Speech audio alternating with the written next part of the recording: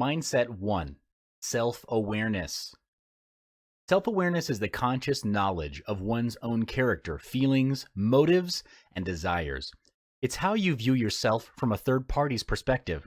For example, when you set for yourself a sales target and you feel fear of achieving it, thinking that it's impossible to do so, then self-awareness at this point would be to acknowledge that you're fearful and start to investigate inwardly to understand, why is there fear of growth?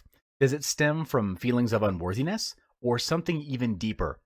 Having awareness creates the opportunity to make changes in our behaviors and beliefs because we're able to catch disempowering behaviors before they even become a part of our identity. To develop self-awareness, it starts with listening inwardly to your emotions, thoughts, and feelings. You first listen by identifying a situation in which you realize your beliefs don't serve you. Then detach yourself from that situation and inquire, why did you react in this way? Was it conscious, deliberate, on purpose, or was it out of fear, out of some sort of deeper level of fear? When you start practicing this on a daily basis, you'll be able to catch non-serving mindsets, limiting beliefs, and actions before they happen, and turn them into something that serve you better. Self-awareness has 3 aspects: self-control, self-reflection, and self-beliefs.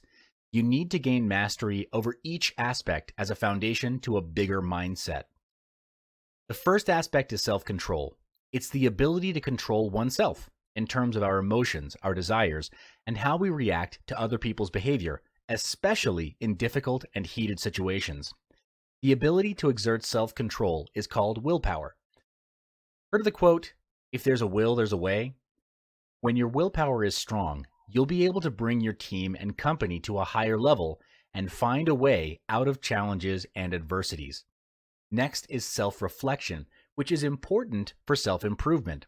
This is the part of acknowledging your wins and giving yourself feedback for improvement. To do self-reflection, at the end of the day, sit down in a quiet area and reflect on what happened in the day. Was it your biggest lesson of the day? Something you can remember that was outstanding? Did you end the day as to how you intended it to be?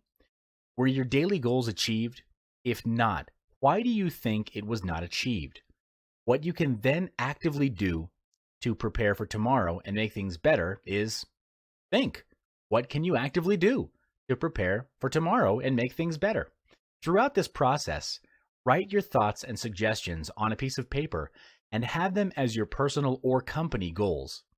When you're setting your goals, be honest with yourself. Set goals that you're able to accomplish and strive to improve yourself day by day.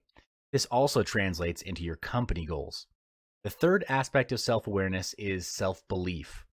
This is you believing in your talents and abilities with uncompromising conviction.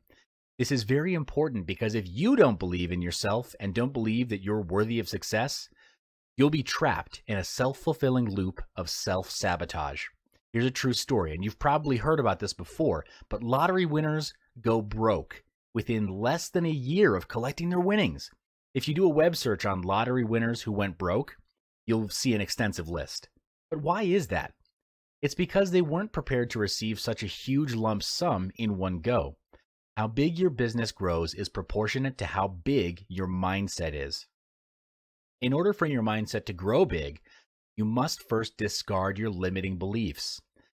Take a look at your current belief system and ask if these beliefs are still serving you, or are they limiting your potential to be better.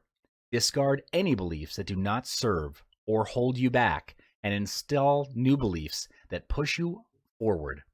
Remember that you and your business will only grow as big as you do, so grow yourself and your mindset to be colossal.